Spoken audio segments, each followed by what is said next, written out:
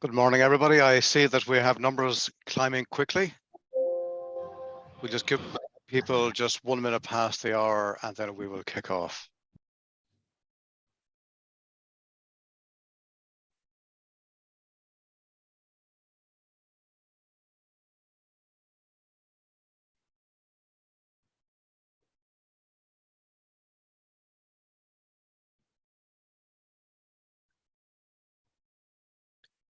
Right, we are 1 minute past the hour. Can I just do a last minute sound check? Carolyn, Sue, can you all hear me okay? Yes. All good. Excellent. Good morning, good afternoon, good evening or night, wherever you are joining us from around the world. And welcome to this ESG Exchange's second ESG Tech Talk. With Sue Lloyd from ISSB, Chair Complement from ABN AMRO, and Rod Carr, Chair of the New Zealand Climate Commission, kindly sponsored by Archer IRM. Before I get into the detail of today's topic, I'd like to maybe just give you some background as to the ESG Exchange.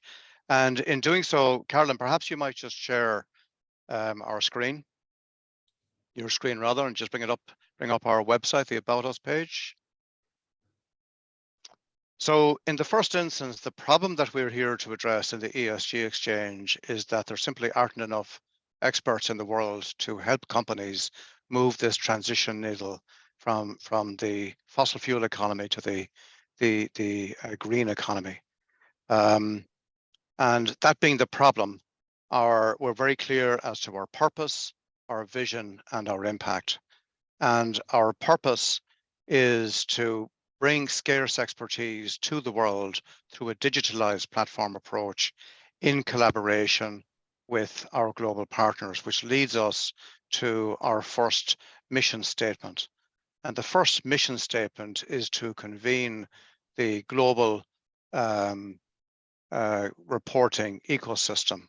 And you'll see in the circles of influence, the circle there on the left, the blue, describes the logic that describes where the organizations reside in the right-hand circle, with clearly the standard setters in the very center and so forth. Having done that extraordinarily successfully, that leads us then to the second mission, which is to convene the global expertise. We have well over 100 experts just now. We will probably cut it off at about 300, organized across practice groups, experts coming from those organizations in the circles of influence that you saw a moment ago. But we're also looking for corporate experts, and a corporate expert is that beleaguered soul who today is faced with the challenges of corporate reporting, be it to proposed SEC when it comes out, the CSRD, of course, and here in this context, ISSB. So people who are confronted with the challenges of reporting, we want to really get them into the community such that they, as the voice of the customer, can tell us whether or not what we're producing in the form of these how-to playbooks that we are required to produce in collaboration with our partners, that they make sense, they can be operationalized for them. With that, I would now like to formally commence our webinar with introductions. In the first instance, I'd like to introduce you all to Sue Lloyd. Sue is the Vice Chair of the International Sustainability Standards Board, ISSB, and her appointment was announced in January 2022. She served as a member of the International Accounting Standards Board, ISSB, from 2014, and as the ISSB's Vice Chair from 2016. She also served as the Chair of the IFRS Interpretations Committee from 2017. In addition to her ISSB responsibilities, Sue played a leading role in the establishment of ISSB from 2020, including as a member of the Technical Readiness Working Group, which was created by the trustees to give ISSB a running start. Sue has led various positions in investment banking, both in the UK and Australia, and has served as a member of the Australian Accounting Standards Board. She has a master's degree in accounting and finance from the University of Auckland in New Zealand. Ched Crumpelman is head of reporting, regulations, and stakeholder management at ABN AMRO, and chair of the global board for PCAF. He is also chair of the Integrated Thinking and Strategy Group at the IFRS Foundation. With more than 20 years experience in the banking sector, the last 10 years, he has been working with ABN AMRO's Corporate Sustainability Department. Within ABN AMRO, he heads up a team that offers advice on sustainability and is responsible for integrating thinking, non-financial and impact reporting. And finally, then we have Rod Carr. Dr. Rod Carr is currently the founding chair of New Zealand's Climate Change Commission, a position he held since 2019.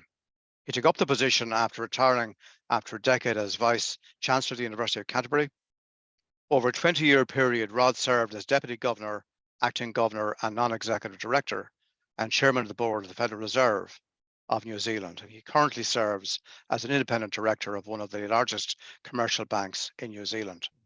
For myself, I'm Global Director, Risk and Sustainability in Archer IRM. Outside of Archer, I'm Chair of the ESG Exchange's Technical Committee, which runs these ESG Tech Talks every second Thursday of every month. I'm also Commissioner of the Capitals Coalition Value Commission, where we're developing an open access database, which will in 2 or 3 years help organizations to put dollar values on their impacts. So kicking off today's webinar. Our today's session, as all sessions, focusing on what matters most, what are the challenges, and what are the insights that our panelists can share with you all. So I'm going to ask questions of Sue, Ched, and Rod. And in the first instance, Sue, for you, in the context of material information for investor decision-making, which is the title of this webinar, what makes something material, can I ask you, for investors, Sue? Thank you very much. So a fundamental anchor question for the International Sustainability Standards Board, because this frames the whole focus of our new standards that we just published. So in our standards, we are asking for information that enables investors to understand how sustainability risks and opportunities are going to really affect the value of a company in the future. So as an investor making your capital allocation decisions, what do I need to know about this company to really make me understand whether or not its value is going to be sustainable in the long term? And so we ask for information about sustainability related risks and opportunities that are reasonably expected to affect the cash flows of a company in the future, its cost of capital, so the return its investors might require to invest in it, and its access to funding. So anything about sustainability risks that could affect those things is what the focus of our standards is about. Now, often when people look at our work and we say we're focused on investors, they think that that means we don't care or we're not interested in the effect of a company on people, planet, and the environment, that we're only interested in the sort of outside-in effects, was the language that used to be used. And that's not the case at the ISSB. We are interested in the effects that a company has on people, the planet, and the environment when that's of interest to investors. And it's increasingly the case that the actions that a company takes is of interest to investors. So if I think about our new climate standard, we ask for information about greenhouse gas emissions. So clearly the impact of a company on the climate. And the reason why we ask for that is because investors care a lot about that, because a company might need to change its business model because of climate change, because of the regulation around climate change, or because of customer preferences.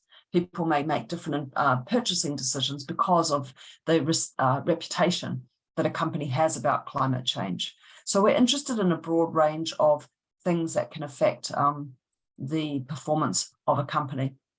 And the last thing I'll say is what's really important to us, which is consistent with the approach to preparing financial statements, and it's a concept that we've borrowed from the International Accounting Standards Board, is that ultimately the set of information that a company needs to report on when they use our standards is information that's so important that if it was missing, it's reasonably expected to actually affect the investment decision that an investor might make. So it needs to be a very important piece of information, so important it might change the way you think as an investor when you're assessing the prospects of a company. Thank you, Sue. Chad, you're at the coalface, ABN AMRO. How does integrated thinking help companies understand the links between sustainability and financial value creation? I ask you. Yes, well, first of all, good morning all. Thank you for having me here. But integrated thinking is at the heart of all this. So it could even be the starting point for many companies when they start to consider what impacts they have or what material options, material topics that are applicable to them. So the definition clearly states that it should be an active consideration by an organization of the relationship between its operating and functional units and the capitals that the organization uses or affects. And this is where materiality comes in, financial value creation comes in, and to bring that all together into the decision-making of senior management or quite often the boards of companies, this is where integrated thinking helps. So how does sustainability contribute to financial value creation or to other impacts that a company has? That's where the concept of integrated thinking comes in. And I am convinced that even if we did not have the theoretical framework around integrated thinking, or if people are or senior managers are unaware that this concept is out there, that they're doing it anyway. So it's not something that you switch on or off. As a board member, your duty is to take into account different capitals, different stakeholders, different options, different material topics into your decision making, and where this concept may help you is to do it in a more structured way, and this is where the new standards coming in and reporting coming to life, saying that you have to be more conscious and more active in explaining to the audience how you are doing this. And that's where I see companies struggle. So how does this all come together? Is sustainability by itself a value creating topic? No, you have to relate it to the business model, to your stakeholder interests, to the investor focus, as Sue just explained. And then you have to relate it to the way that you are creating value as a company. So sustainability by itself, standalone, is not proof of any form, or sustainability reporting is not proof of any form of integrated thinking, but relating it to the business model, relating it to value creation, and relating it to materiality, that's where it becomes integrated thinking and comes to life within a company. And of course, you know, we have this tsunami of regulations now hitting our organizations. So you have different personas. We were talking just before we started, different personas now, who in some respects you could say don't even know how to spell ESG as a term, being asked to do what they are required to do in the face of reporting and so forth. So it's for people out there that are in that category of folk that are new relatively to the party and what's going on, you're not alone. Don't be concerned. Rod, how do investors' time horizons determine materiality of information? So time horizons, a particular requirement in reporting. How do time horizons determine materiality of information? So the standard, and I don't claim to be as expert as the colleagues on the call, but the standard is clear that it's thinking about disclosures made by an entity, but looked at from the point of view of those who are exposed to that entity, so investors or lenders and so forth.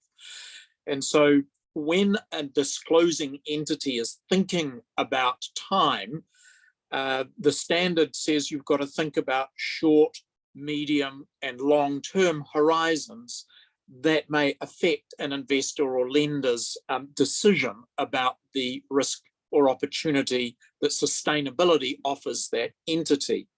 The standards, as you would expect, are descriptive rather than prescriptive, and make the point that time depends on context, that this is not a day is a short period and a year is a long period. This is a question for the entity to think about from the context of those who are exposed to the entity.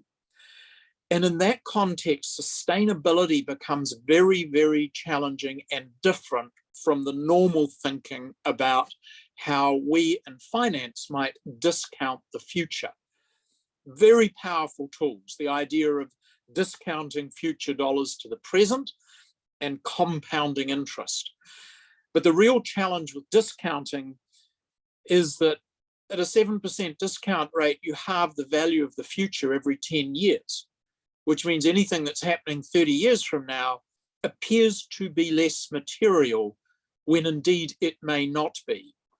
So one of the challenges to think about is, as a lender or an investor, what time horizon matters for you in reading these disclosures by the disclosing entity. And their time is a function of things like discontinuity or disruption. In other words, stepwise change in how risk might manifest itself or opportunities might be revealed. Again, the probability of ruin or regret at some future point may take you out of the game, and your exposure may be fundamentally different than in a business as usual or repeated game. That the challenge of sustainability is things like the right to become very valuable and sometimes binary in terms of licenses, consents, or social license to operate.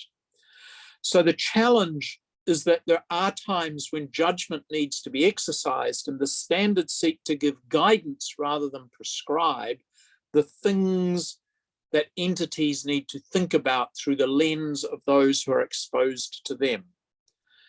Time is going to be a game changer in sustainability.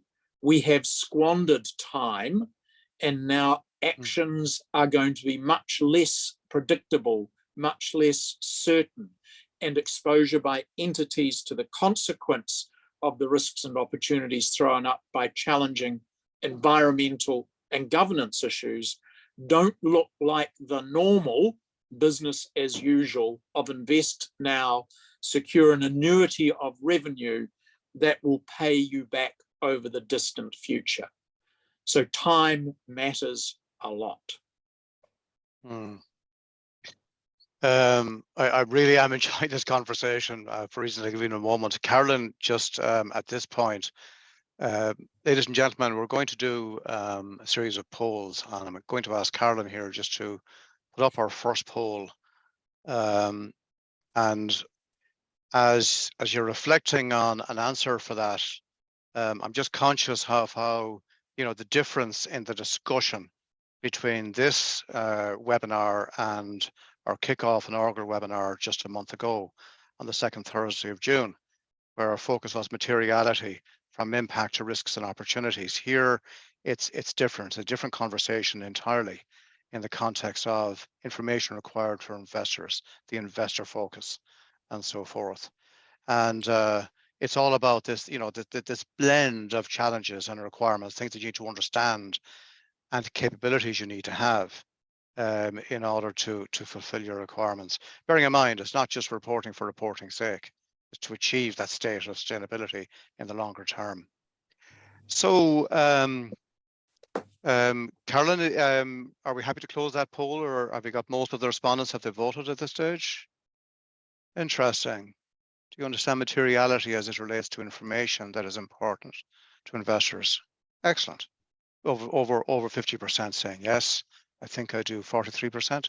That's more than I would have thought. I would have thought we'd have far more in the yes category. So that's an interesting information there for us all to reflect on. So our second question, right? Again, the context here is material information for investor decision making. And Sue, back to you.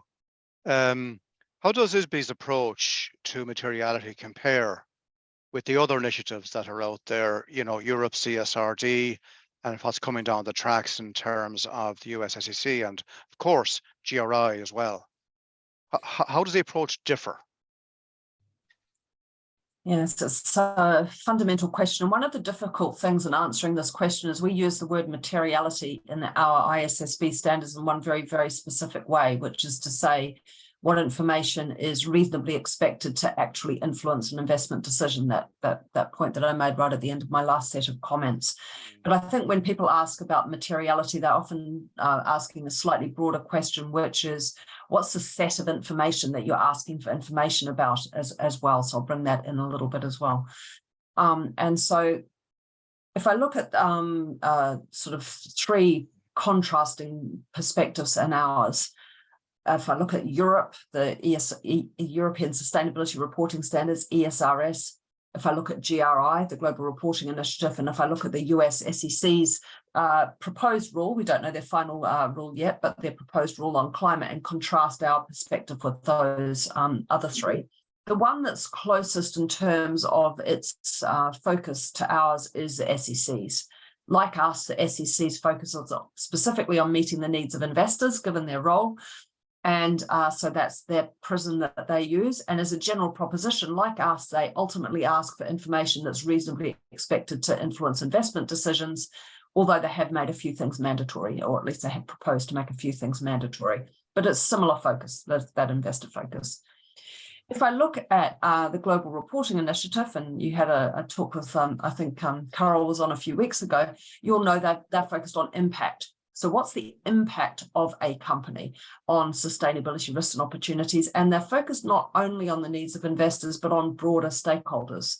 So if the actions of a company are of interest to, say, employees or from a general public perspective, that would be something that GRI would focus on, irrespective of the investor focus as an individual matter. So it's an impact focus, as opposed to what are the risks and opportunities arising from a company as a result of things, including its impacts. So that's a complementary perspective to ours, which is why we have our memorandum of understanding with GRI, because we've got a slightly different focus, and that gives us the opportunity to work together so that we are asking for the information necessary for investment decision making to understand the sustainability of value of a company, whereas GRI is focusing on the impacts of a company for broader stakeholders. So you can use our standards to focus on investor needs, and working alongside with GRI, meet other stakeholder perspectives and needs. So that's a complementary position there.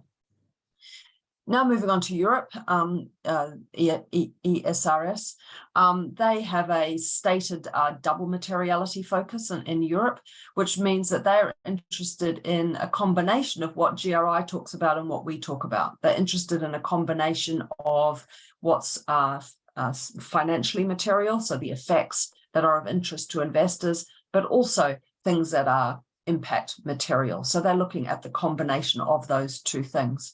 Now, one thing I will say, while I've got the airtime, is that doesn't mean that we're in conflict with Europe. It means it's really important we work constructively with Europe to make sure we have an efficient and an effective reporting system, looking at our role and Europe's role, because not least because European requirements are not only going to be applicable to European companies, but also foreign companies if they have enough activity in Europe. So we may well have many of our stakeholders using both sets of standards. So we've worked hard to make sure that where we do have common interests, so for example, we both ask for information about greenhouse gas emissions, that the disclosures we ask for are compatible, so a company can use the same disclosure for both purposes. So there's an intersection in those different perspectives, which is a really important part of this. And the last thing I'll say is we focus on what's investor material, which includes what effects sustainability risks and opportunities have on a company, but also the effects of a company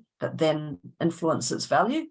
And what is investor relevant and material changes over time. So we talk a lot about dynamic materiality, and you only have to think about something like climate 10 years ago, maybe even 5 years ago.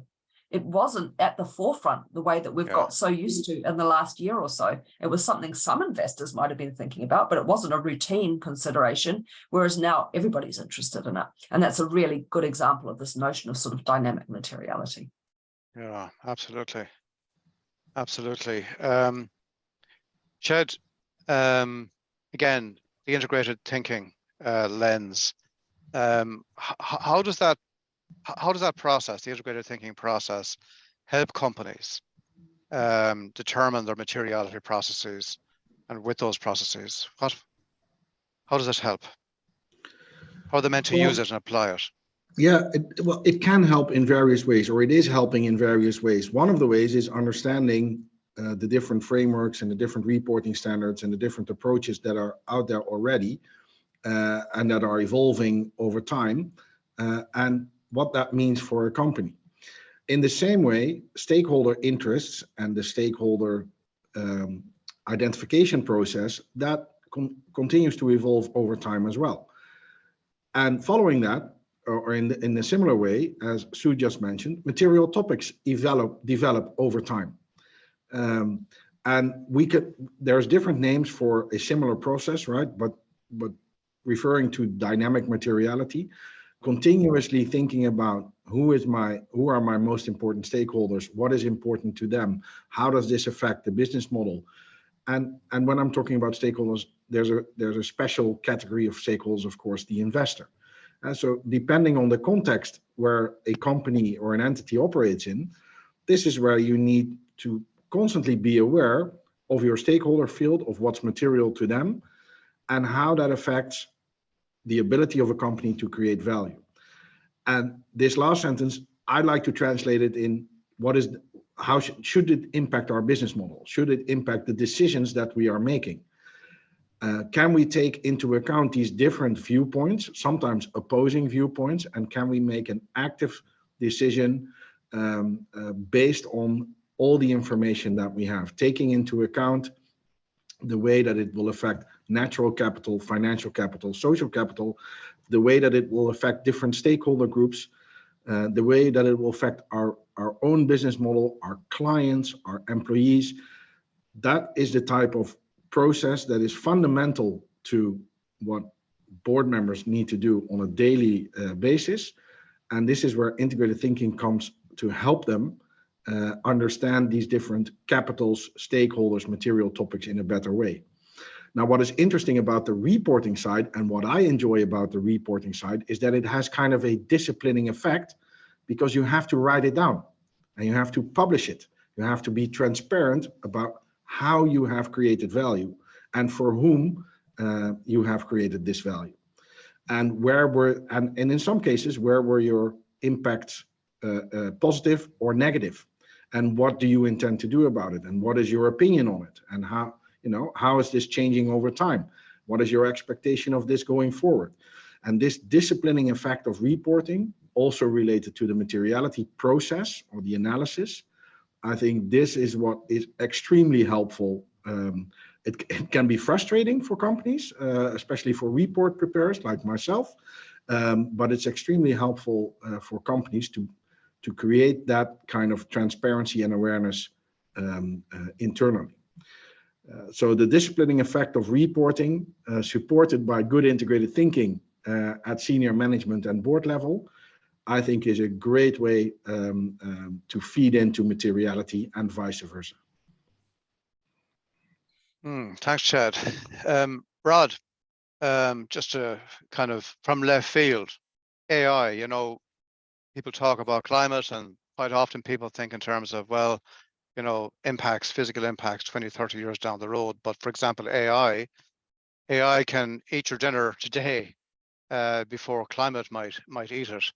Nevertheless, AI is used, needs to be used to help gather the information, and this kind of the black hole of scope 3 and the value chain and supply chains and so forth. How might AI change, or what constitutes information? How can it help in the gathering and so forth? Yeah. How do we use so look, it? It's very, very early days for AI, and it's possibly not that helpful to speculate. But what I think is we're going to have a fundamental rethink about the nature of information. So when we got our first computers, we were able to gather enormous amounts of data and hold them and store them and sift them and sort them and list them and correlate them and so forth, and apply, in some cases, rather sophisticated tools to try and look for the information in the data by using statistical sampling techniques and so forth. The power of computing means that we're moving from sampling to taking censuses. And as you've said, the challenge for many organizations is to look beyond the boundary of their own data gathering. And increasingly, AI and the power of computing is going to make us think completely differently about what constitutes information and what we might reasonably be expected to know about the current and immediate future state of the context in which our businesses operate. And therefore, I think AI represents both a significant tool for us to use, but also a mounting challenge about how we are going to use AI to help do what disclosure is all about, which is enable investors to know and understand the risks and opportunities that the entities they are exposed to are themselves exposed to. And in a way, one of the ways AI works is to help an entity make its own disclosures. But potentially the greatest power of AI will be to search across tens of thousands of disclosure statements and identify in them the interconnections along value chains and whole sectors that may be exposed to risks and opportunities. And in that way, reveal for us things that we may not have had the comprehension to reveal ourselves. That AI will challenge our definition of what constitutes evidence and the boundary of where is judgment.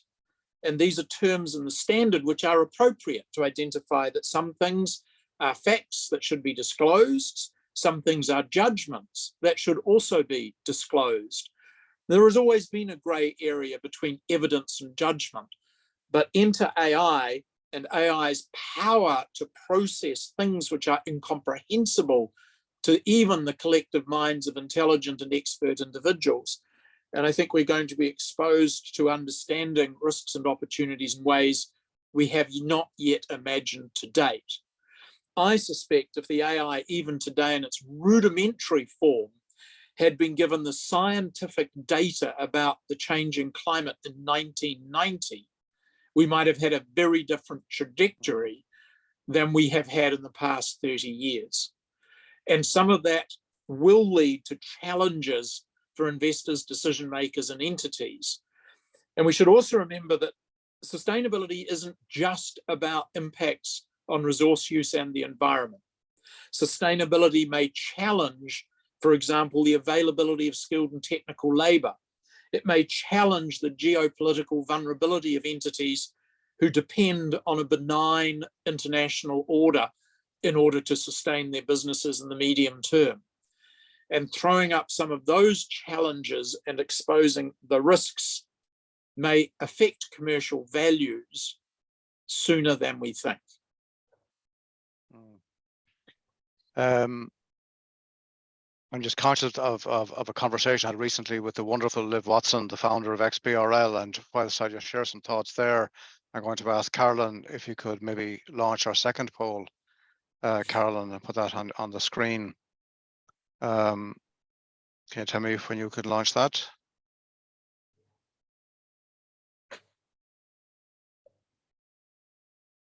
Just a background challenges, just a second. There we go, it's coming now. We're involved, the ESG exchange, with Liv and other folk in a really interesting global project. But just an aspect of that is, if you think about open banking, years ago, all of us, only a short number of years ago, all of us would have gone into a physical structure called a bank to do our business. And today, with taxonomies, with deep plumbing and infrastructures. We're able to, because of open banking, to transact all of our financials on mobile devices and so forth. And Liv talks not about collecting data anymore. When she looks forward as a global thinker and leader, she talks about connecting information as distinct from collecting information, and the whole world that we're living in, how AI will change it, how technologies will change it. And of course, AI, is it natural language processing? Is it machine learning, and so forth? So it's a rapidly moving, changing world that we live in, and incredibly conscious of that. Carolyn, did we launch our? We did. It's just coming up now. So our second poll. Do you understand the difference between? Carolyn, can you leave that? Yes. Here we are. 46%. Do you understand the difference between materiality to investors and materiality for broader stakeholders? Okay, slightly yes. We have a group in the middle, the 41%ers. I think I do. Okay, so we have a sizable chunk of people who are in the space of they think they understand stuff in the context of our first and our second question there. Interesting. And by the way, everybody, please don't be shy. Please do be putting your questions to the Q&A and the chat, because we want to have about certainly 10 minutes at the end for open Q&A there. So kind of the third round of kind of structured questions, hopefully helping the answers to these questions and the questions themselves are the right questions, and are helpful to people in the answers that you're getting, the insights you're getting from the panelists here. Again, in the context of material information for investor decision making. Sue, what do you anticipate being the single biggest challenge corporates are facing today as they face into the first round of reporting in this new world we live in now, the regulated world of ESG and sustainability reporting? I'm going to cheat a little bit and describe a single challenge and add a few pieces to it, because there's many. It's hard to choose on the single biggest challenge. But if I and one thing I must say, looking at your polling questions, I actually find them very reassuring, because if everybody thought this was all straightforward and easy, I'd be worried, because I think there's a big change in mind shift. So I think they're thoughtful responses, which actually reassures me that people are thinking that these are questions we need to think hard about. And that's probably what I think the big challenge is. If we think about, the world that we're coming from and the world that we're moving towards, we had before quite a sort of distinct situation where you had the formality and the rigor around financial statement preparation, and that was very much a regulated thing that's been happening for a long time, with a lot of experience and rigor and processes and controls. And we tended to then have sustainability reporting, which was distinct from the sort of processes typically of financial reporting. It was involving people who weren't really financial reporting people. They were sustainability people with sustainability knowledge and skills. But it was quite a separate exercise and a different style of reporting, much more voluntary initiatives, often qualitative, not as much quantitative. And now we are, to meet investors' needs, saying, actually, we want to bring those worlds closer together. We want to take that sustainability information, which is so critically important, and bring it into the mainstream. So we want investors to be able to be confident they can make comparisons between entities, that they can be confident that the information is robust, and that it's solid enough that they can rely on it to make investment decisions. And so what we're doing with things like the ISSB standards is saying, okay, we now want regulators to require this information, and we want this rigor and connections with financial statements. So what that means is we're starting to see in our conversations with companies, it's much more the financial reporting people that are starting to get involved, because this is, starting to get serious, to use, sort of loose language. But the finance people can't do this themselves. They need the sustainability knowledge, and the sustainability people need the finance people, because they need their controls and processes and their way of thinking. And so we're bringing together these two quite different disciplines that totally need to depend on each other, and we need this to work well together. And I think for me, that is where we are finding some of the challenges, but also the opportunities. I love to say, like, there's a lot of opportunity here, guys. Let's not be scared by this. This is really important for companies. It's really important for companies to do well and to be sustainable. And for smart, thoughtful people, this is a really interesting area, and it's great to get into. But we need to start thinking in a different way. So the finance people need to understand how to think about when sustainability risks are going to affect value creation. And it's a different mindset if you haven't come from a sustainability mindset. And it means that when we get into conversations such as, by the way, I want to understand what risks you have in your value chain. I want to understand your scope 3 greenhouse gas emissions. And it's really important information because it's going to affect your future business model, and your investors need to understand how you're going to adjust to manage that risk. Regulators aren't going to let you produce products, even if it's not you that's using the product and polluting it. If your end customer is doing that, you're going to have to adjust your product mix. And talking to people who are in the finance function, the first thing they'll say to you is, but you told me that it's the same entity providing the financial statements, providing this information, and I don't control all those people in the value chain, so that shouldn't be my job. And so it's making sure then that they understand how something that's happening with the use of your product by your end customer, or something to do with the source of your materials and the way that they are produced, is your business, because regulators are going to start saying, well, you can't source this product, that product's going to be restricted. Or your customers are going to say, actually, could you tell me what ingredients you have in your products, because I don't want to buy a product that's got, ingredient A, B, or C. Or me as a consumer, I go into the supermarket, I try not to buy things that have got a lot of plastic or a lot of packaging. And so companies need to be thinking about things that are going on around them, not just directly. And what that means, to bring it back to a very specific issue, is because this information in value chains and elsewhere, and because this framing of time that Rod talked about so articulately earlier on is so important for sustainability risks, we need to broaden the information that is brought into the scope of the reporting. We need to broaden the timeframes that we think about. And that is more challenging in terms of getting data that you feel comfortable to rely on, that your reporting guys are going to be comfortable that there's appropriate controls and processes around, and where you're going to be comfortable that you're going to ultimately be able to come out well after the scrutiny of assurance. And it's understanding why this new way of thinking is necessary, why the finance guys need to talk with the sustainability guys, and then dealing with some really practical consequences of this new way of thinking, such as this value chain information that you do need to somehow either collect or estimate in a logical, reasonable and supportable way, to use the words from our standards. And I think those sorts of conversations and processes are so important for us to get a great result in terms of the disclosure and all of that aspiration about good quality, etc. But it's a real process to get us there. And I'm happy that smart people are starting to ask these questions, because they're the right questions to be asking. Thank you, Sue. Look, again, for people, I feel I'm very sympathetic towards the people that are new to this party, new to this game, and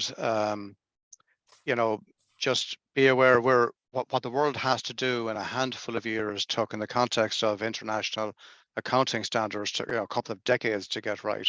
And here we have to achieve something extraordinarily, in many respects, more difficult in just a handful of years. So in the context of the ESG exchange, we will, at the end of calendar Q3 this year, beginning of Q4, we'll begin to produce these how-to playbooks. So stay tuned, sign up, and be on the lookout for these how-to playbooks as they come out. Jed, the resources and relationships, it's kind of intersection, a major call out in ISSB, and of course it's at that crossover point and doing double materiality in ESRS, from the impact assessment to the financial assessment. How does value creation, preservation, erosion of an organization's resources and relationships, how does that give rise to value for investors? Yeah, so this is a great question, Peter. And I also want to emphasize your earlier point on training and getting more people involved in this space, because this can definitely not be fixed by sustainability people alone, and probably not by financial people alone. So we need strong collaboration and better knowledge, better understanding of these roles. But in terms of value creation, I like to approach it from the perspective of the company, the perspective of the entity, and looking at the resources or the values or the inputs that they need, and whether that's scarce materials or whether that is scarce resources in terms of people, or relationships, or any other of the other capitals that they truly need to run their business, to create value for anybody.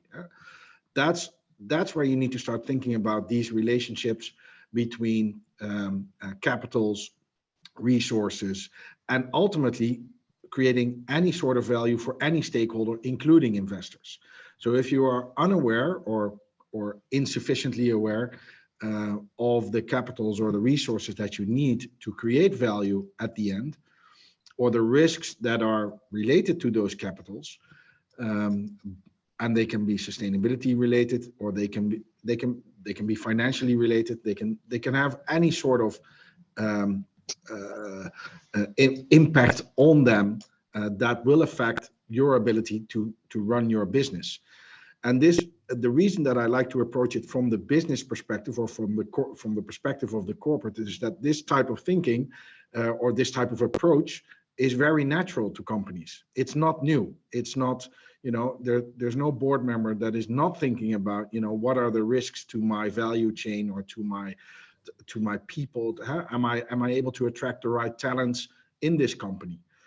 And this is where it should all come together. It's, if you want to create the value, and this is the goal of a lot of companies, if you want to create value for your stakeholders, including investors, then you need to think about what type of resources and capitals you need to put into your business model. And I think a lot of these capitals and resources are at risk, and the timing may differ, but a lot of these are at risk.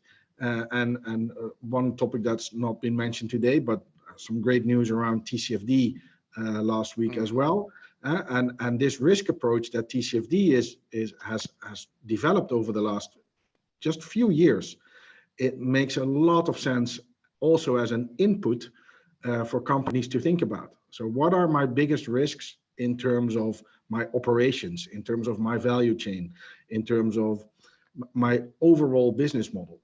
And that's an excellent fit in the approach that the ISSB has taken in terms of creating value for investors, to really embed the risk approach and the risk framework that TCFD has built.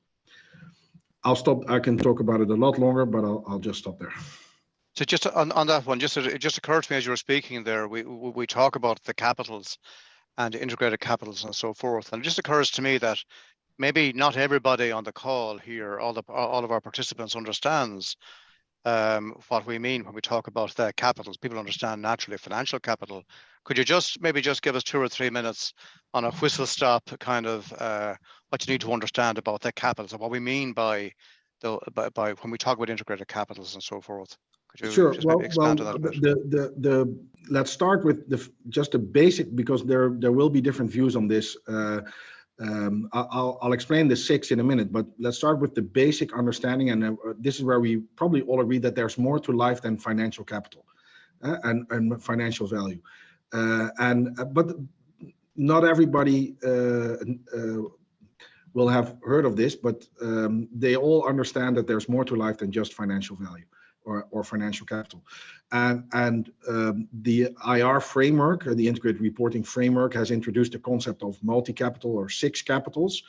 Sometimes they are combined, but they make a lot of sense. So natural capital, social capital, relationship capital, manufactured capital, the product that you produce. And again, this is not, you can have your own approach to this, but a basic understanding that there is more capitals that affect your business model or that are part of your business model as a company really helps in understanding also a framework like TCFD to think about the risks. So from the sustainability perspective, there's a lot of attention to natural capital. Excellent, and there needs to be a lot of attention to this. But from a board perspective, there's also there should also be attention to relationships, social and human capital that are crucial to run any business. And just thinking about your own employees and your suppliers and the communities that you are active in, that type of thinking, that type of awareness, thinking about the risks and opportunity side, the value created, that is becoming more and more, creating more and more awareness around it, also by investor demand. So not just by sustainability people trying to become more sustainable, but also by investors looking at this as a real risk to companies if they do not get this right. Can I add one really quick comment? Yes. Yes, thanks.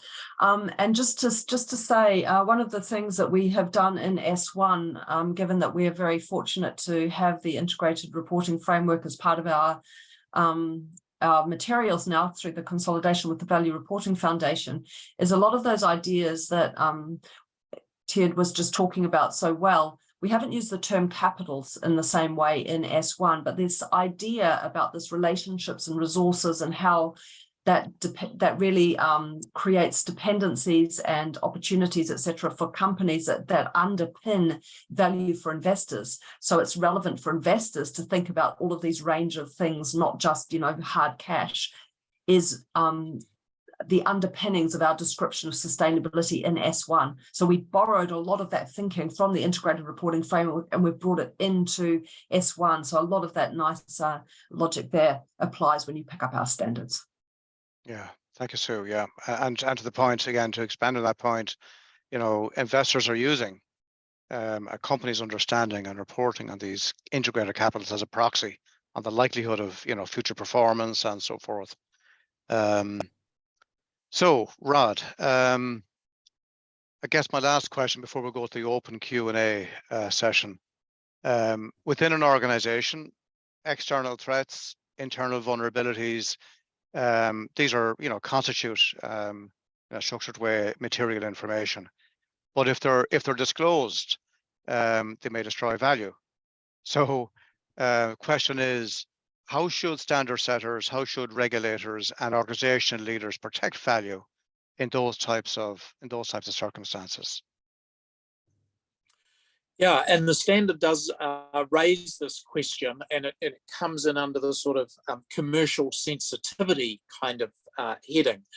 Clearly, the desire of disclosure is to provide useful, actionable information to the stakeholders who are exposed to the entity making the disclosure, and that information should be as timely and comprehensive and material as the standard setters seek and the investors and those exposed require in order to make decisions. The standard, however, recognises that there may be some circumstances in which commercial sensitivity justifies a veil or reduced transparency. And the standard is quite cautious about that for obvious reasons, because all too often people will use commercial sensitivity as a blackout curtain to hide behind.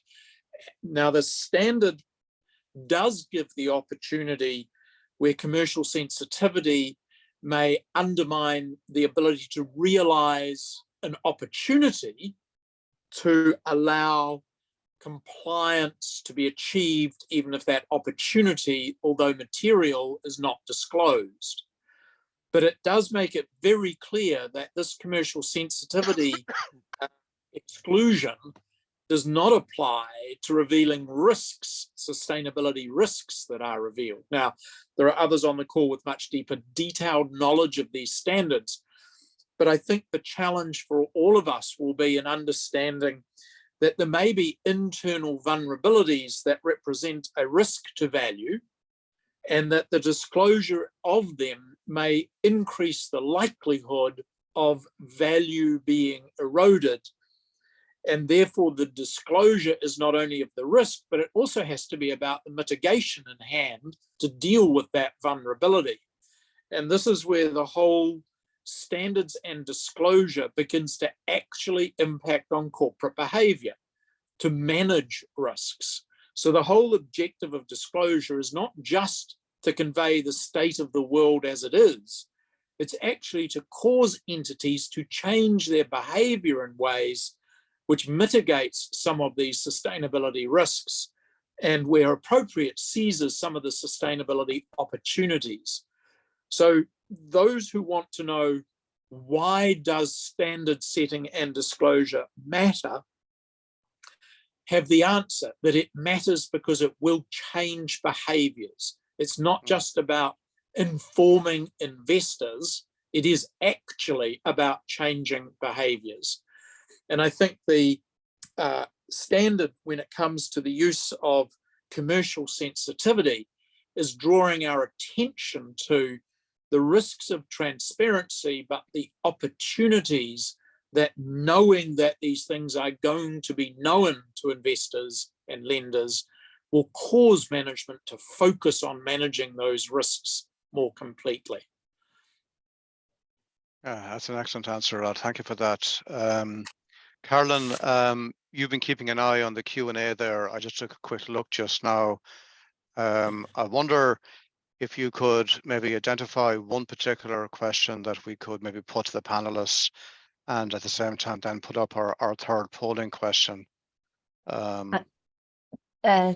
Thanks, Peter. I think the one that has come through is the news that's hot off the press is how does the TCFD with the ISSB work together? I think that's quite an important one since it's really very material. It's very newsworthy. Yeah. Yes.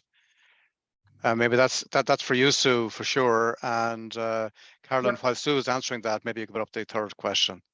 Sue. Okay, thank you. So yes, we're very excited with this new announcement from the Financial Stability Board, which of course originally established the TCFD, the Task Force for Climate-Related Financial Disclosures. And before I talk about what that announcement means, I'll give you a little bit of context. So as many of you hopefully know by now, S1 and S2, our new standards, both fully incorporate the TCFD recommendations. So we ask for information about governance, strategy, risk management, and metrics and targets, and both standards built on the TCFD framework. So a company that uses our standards will fully comply with the TCFD recommendations plus more. And really recognizing the fact that we have taken the TCFD recommendations and elevated them to being within a standard that's going to be subject to regulation has been formally recognized by the Financial Stability Board. So we were delighted that just a few days ago, they made an announcement that they see the publication of our standards as being the culmination of the work of the TCFD. And they have actually asked the IFRS Foundation, the home of the ISSB, to take on the ongoing monitoring of the amount of application and the quality of application of the TCFD recommendations, which used to be a role that the Financial Stability Board did. They're handing that over to us, really reflecting the fact that we're now responsible for, essentially for the legacy and the ongoing application and adoption of the TCFD recommendations through our standards. So it's a very exciting next step in this consolidation journey. Doesn't mean people still can't use the TCFD recommendations, but it's really just formally acknowledging that the TCFD recommendations have now formally got a home in a standard, which was always the objective ultimately of the Financial Stability Board. Kind of reminds me a little bit of Mission Impossible. You remember that when I was a kid? You know, this tape will self-destruct, go achieve the mission, and the TCFD has achieved its mission. It has brought a very simple framework of questions and of recommendations to the world, and now they've been applied through ISSB, and you can see it equally so in the context of CSRD and how the SEC is taking a slice of the E and so forth. So our third question, do you understand ISSB's approach to deliver a global baseline of sustainability-related disclosures for investors? Reasonably even. Yes, I think I do know. But be assured, everybody, we're all in the same boat. There's a steep hill to climb. We're doing in a handful of years what took over a couple of decades to do in the context of financial standardization and reporting there. I'd like to thank our panelists, Sue, Ched, and Rod for really, you know, these were very adult questions, these are honors questions for topics that so many people are just beginning to learn what the whole topic is about. I'd like to thank Carolyn de Wolf and Carolyn Chalmers, the CEO of the ESG Exchange, for making all of this happen, providing all of the infrastructure. And stay tuned. Next month of August, we will have another Tech Talk, ESG Tech Talk on the second Thursday. And whatever you do, be careful out there. Do what's right and do it the right way. God bless you all and thank you. Bye-bye.